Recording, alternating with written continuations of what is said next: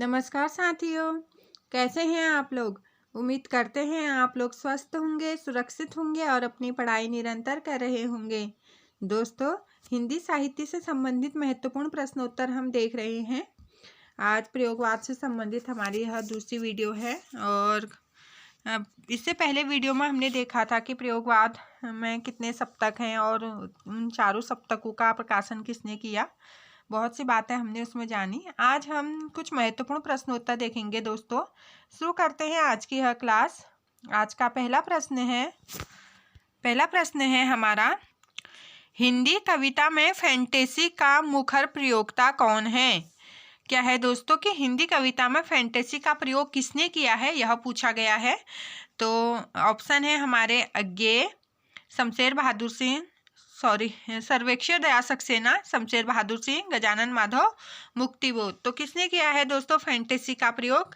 तो यह क्या है, गजानन माधव मुक्तिबोध जी ने फैंटेसी का मुखर प्रयोग किया है। और मुक्तिबोध को गहन अनुभूति और तीव्र इंद्रिय बोध का कवि भी कहा जाता है और इन्होंने ही फैंटेसी शब्द की परिभाषा की और उसका मुखर प्रयोक्ता भी इन्हीं को माना जाता है। आगे बढ़ते हैं। अगला प्रश्न है हमारा, प्रश्न संख्या 2 है, इनमें से कौन प्रपद्यवाद से संबंधित नहीं है। क्या पूछा है दोस्तों, प्रपद्यवाद इसी प्रयोगवाद के अंतर्गत आता है, जिसे नकेनवाद भी कहते हैं। क्या कहते हैं दोस्तों, नकेनवाद। उम्मीद करते हैं आपने सुना होगा और आप पहचानते भी होंगे। तो इसमें 3 कवि हैं दोस्तों, तो कौन सा नहीं है यह पूछा गया है। नलिन विलोचन शर्मा, प्रयाग नारायण, नरेश और केसरी कुमार। तो कौन नहीं है दोस्तों, जो प्रयाग नारायण त्रिपाठी हैं यह इसमें सम्मिलित नहीं है। बाकी नलिन विलोचन शर्मा, नरेश मेहता और केसरी कुमार। 9 से नलिन विलोचन, क से केसरी कुमार और 9 से नरेश, ये 3 कवि हैं। और इन्हीं के नाम के प्रथम अक्षर, जैसे 9 के 9 3 अक्षर से यह बना है नकेनवाद या प्रपद्यवाद भी इसको कहा जाता है। उम्मीद करते हैं आप समझ रहे होंगे। तीसरा प्रश्न है हमारा, दूसरा सप्तक में संकलित कवि है। तो जो द्वितीय सप्तक है हमारा 1951 ईस्वी में इसका संपादन हुआ। तो इसमें कौन सा कवि संकलित है यह पूछा गया है। रघुवीर सहाय, केदारनाथ सिंह, सर्वेश्वर दयाल सक्सेना, नेमी चंद्र जैन। तो कौन से कवि हैं जो द्वितीय सप्तक में हैं? तो द्वितीय सप्तक में हमारे रघुवीर सहाय। कौन है दोस्तों, रघुवीर सहाय। और द्वितीय सप्तक 1951 ईस्वी में इसका प्रकाशन हुआ था। और इसके प्रमुख 7 कवियों को हम देख लेते हैं। शमशेर बहादुर सिंह, भवानी प्रसाद मिश्र, शकुंत माथुर, हरि नारायण व्यास, नरेश मेहता और धर्मवीर भारती, रघुवीर सहाय। ये 7 प्रमुख कवि हैं जो क्या हैं, दूसरे तार सप्तक अर्थात द्वितीय तार सप्तक में संकलित हैं। अगला प्रश्न देखते हैं हम। अगला प्रश्न संख्या 4 है, किस कवि में सर्जन संबंधी चिंतन है। तो किस कवि में सर्जन संबंधी चिंतन है यह पूछा गया है। ऑप्शन देख लेते हैं। सौंदर्य बोध, अच्छा किस रचना में होना था, किस कविता में है, सॉरी दोस्तों मैंने ध्यान नहीं दिया। किस कविता में सर्जन संबंधी चिंतन है। सौंदर्य बोध, ब्रह्म राक्षस, असाध्य वीणा, अमोची राम। तो किस में है दोस्तों, असाध्य वीणा एक लंबी कविता है अज्ञेय जी की। किसकी है, गजानन हीरानंद सच्चिदानंद हीरानंद वात्स्यायन अज्ञेय इनका नाम है। तो इनकी कविता है असाध्य वीणा। इसमें क्या है, सृजन संबंधी चिंतन है दोस्तों। किसमें, असाध्य वीणा हमारा सही हो जाएगा। बाद जो ब्रह्म राक्षस है यह है मुक्तिबोध जी का है, आप जानते होंगे मुक्तिबोध की रचना है। और मोची राम यह धूमिल जी की है, सुदामा पांडेल धूमिल जी की। और इनकी एक आत्मजयी कविता है वो कुंवर नारायण जी की है, वह भी बहुत महत्वपूर्ण रचना है आत्मजयी कुंवर नारायण। ऐसे भी हमें देखते रहना है दोस्तों महत्वपूर्ण रचनाएं। आगे बढ़ते हैं। प्रश्न संख्या 5 है, किस कविता में शहरी जीवन पद्धति के दंभ पर कटाक्ष किया गया है। तो किस रचना पर किया गया है शहरी जीवन पद्धति पर कटाक्ष। अंतः सलीला, कलगी बाजरे की, नदी के दीप, हरी घास पर क्षण भर। तो किसमें की गई है दोस्तों, ऑप्शन डी हरी घास पर क्षण भर। यह भी अज्ञेय जी की रचना है। इस पर क्या की गई है, शहरी जीवन का कटाक्ष किया गया है इस पर हरी घास पर क्षण भर में। अगला प्रश्न देखते हैं, प्रश्न संख्या 6 है, अंधेरे में कविता में प्रतीक के रूप में नहीं है। तो जो अंधेरे में कविता है इसमें प्रतीक के रूप में क्या नहीं है, क्योंकि पूछा जाता है क्या है, तो यहाँ पे पूछा गया है क्या नहीं है, तो हमें पता होना चाहिए कि इसमें प्रतीक के रूप में किस किस को लिया है। तो क्या नहीं है हम इजीली समझ जाएंगे। देखते हैं, रक्तालोक, स्नान पुरुष, अरुण कमल, वर्गत, तालाब, शिशु। तो क्या नहीं है दोस्तों, यह जो तालाब है ऑप्शन डी हमारा यह नहीं है, बाकी सभी हैं। रक्तालोक, स्नान पुरुष, अरुण कमल, वर्गत और शिशु ये अंधेरे बंद कमरे अंधेरे में जो कविता है अज्ञे जी की उसके प्रमुख प्रतीक हैं। अगला प्रश्न, कुछ भी गलती होती है दोस्तों उसके लिए मैं क्षमा भी चाहती हूँ। कभी कभी हमारा ध्यान कहीं और गया होता है और हम कुछ और बोल देते हैं, उसके लिए मैं माफ़ी चाहती हूँ।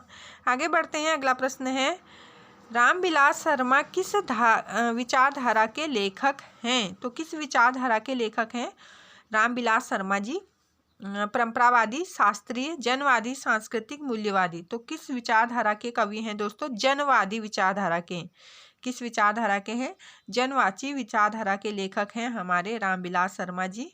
और रूप तरंगे, नदियों के सोए, जाग उठे, है ना, बुद्ध, वैराग्य और प्रारंभिक कविताएं इनकी प्रमुख रचना है रामविलास शर्मा जी की। आगे बढ़ते हैं, प्रश्न संख्या 8 है, कौन सी रचना रघुवीर सहाय की नहीं है?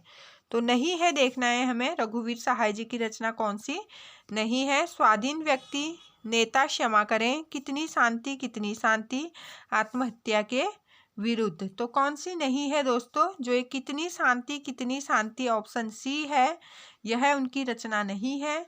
जबकि स्वाधीन व्यक्ति, नेता क्षमा करें, आत्महत्या के विरुद्ध, ये सभी रचनाएं रघुवीर सहाय जी की हैं। आगे बढ़ेंगे, अगला प्रश्न, प्रश्न संख्या 9 है, कौन सी रचना भवानी प्रसाद मिश्र की नहीं है? क्या पूछा है? कौन सी रचना भवानी प्रसाद मिश्र जी की नहीं है? ब्रह्म राक्षस, गीत फरोश, सन्नाटा, सतपुड़ा के जंगल। तो किसकी रचना नहीं, कौन सी रचना नहीं है भवानी प्रसाद मिश्र जी की? जो ब्रह्म राक्षस है, हमने अभी अभी देखा कि यह मुक्तिबोध की रचना है, गजानन माधव मुक्तिबोध। ठीक है, जब ब्रह्म राक्षस आ जाए तो मुक्ति मिल जाएगी, ऐसे याद रखिए आप। और गीत फरोश, सन्नाटा, सतपुड़ा के जंगल, ये है दोस्तों जो ब्रह्म राक्षस है मुक्तिबोध जी की रचना है। अगला प्रश्न है, प्रश्न संख्या 10, प्रयोगवाद की प्रवृत्ति नहीं है।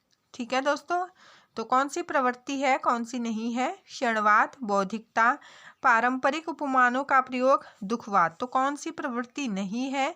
जो सी ऑप्शन है, पारंपरिक उपमानों का प्रयोग, यह नहीं है, बाकी तीन उसकी प्रवृत्ति हैं।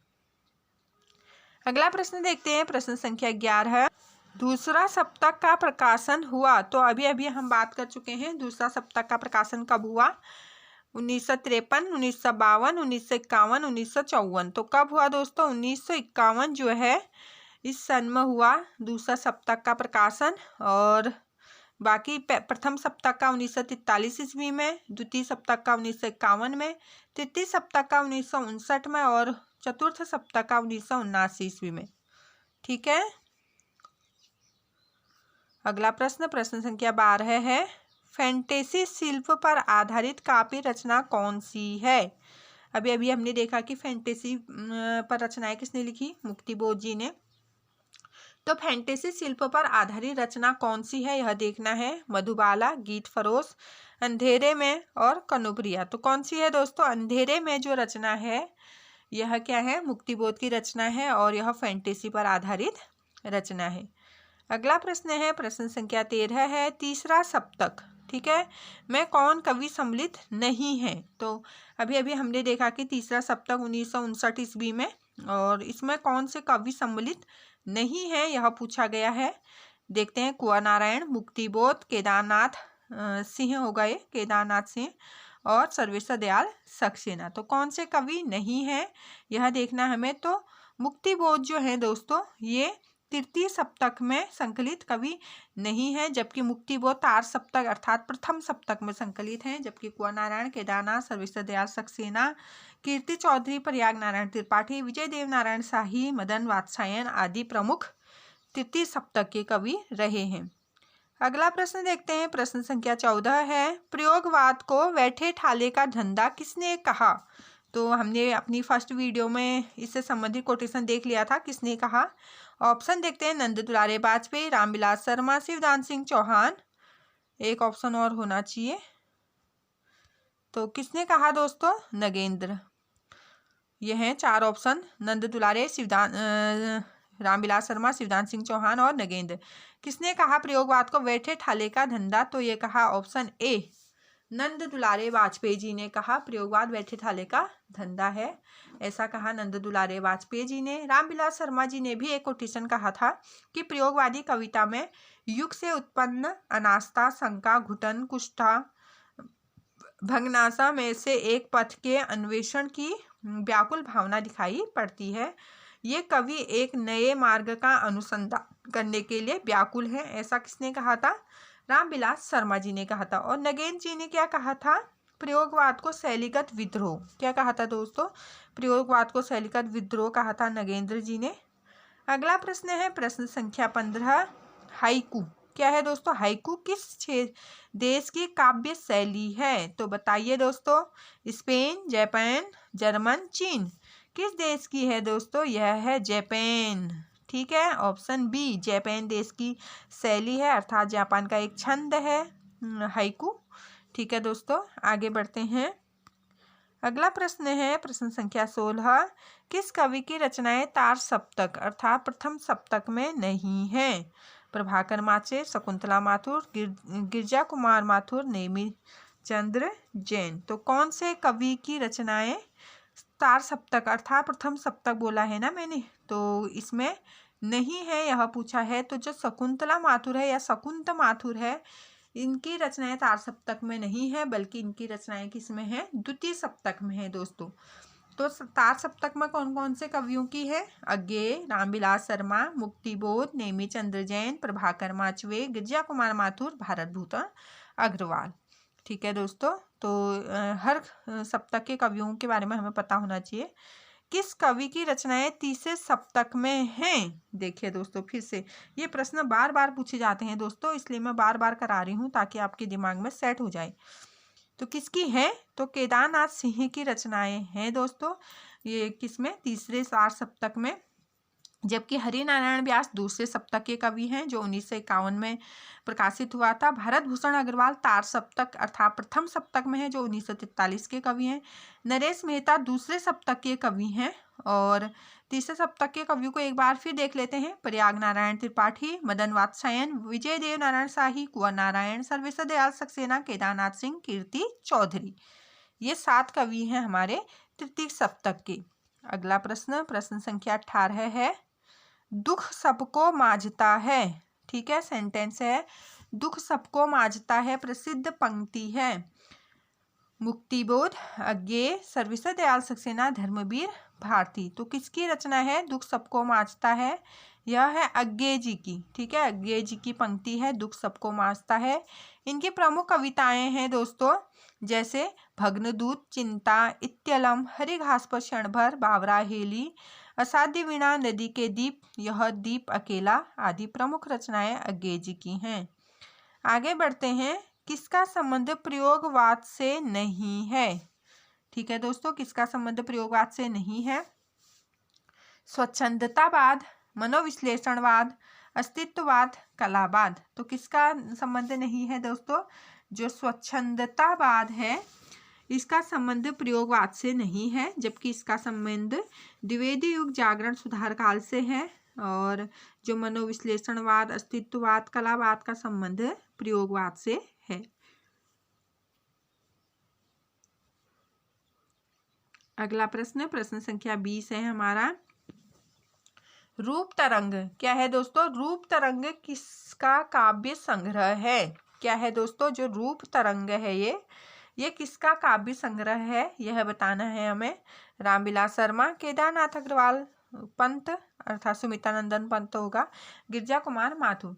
तो किसकी रचना है रूप तरंग? यह है रामविलास शर्मा, ऑप्शन ए सही हो जाएगा। रामविलास शर्मा जी का काव्य संग्रह है रूप तरंग। रामविलास शर्मा का एक अन्य काव्य संग्रह है सदियों के सोए जाग उठे। केदारनाथ अग्रवाल जी के काव्य संग्रह देख लेते हैं। ठीक है दोस्तों, केदारनाथ अग्रवाल जी के युग की गंगा, नीत के बादल, लोक परलोक या लोक आलोक, फूल नहीं रंग बोलते हैं, आग का आईना, गुल में हिंदी, पंखा और पतवार, मुंबई का रक्तस्थान, है मेरी तुम, मार प्यार की थापें। ये केदारनाथ अग्रवाल जी की प्रमुख रचनाएं हैं। केदारनाथ अग्रवाल जी प्रगतिवाद के प्रमुख कवि, हम इन्हें प्रगतिवाद में भी अच्छे से पढ़ चुके हैं। ठीक है दोस्तों, और पंत जी को भी हम छायावाद में पढ़ चुके हैं और गिरजा कुमार माथुर को हम प्रयोगवाद में पढ़ रहे हैं। ठीक है दोस्तों, तो इसी तरह की जानकारी के लिए आप मेरे चैनल को लाइक सब्सक्राइब करना ना भूलें और अंत तक आप मेरी वीडियो के साथ बने हैं तो आपका बहुत बहुत धन्यवाद। इसी तरह आपको रोज़ वीडियो मिलती रहेंगी। आप मेरे चैनल को लाइक सब्सक्राइब जरूर करें जिन साथियों ने नहीं किया है। Bye bye.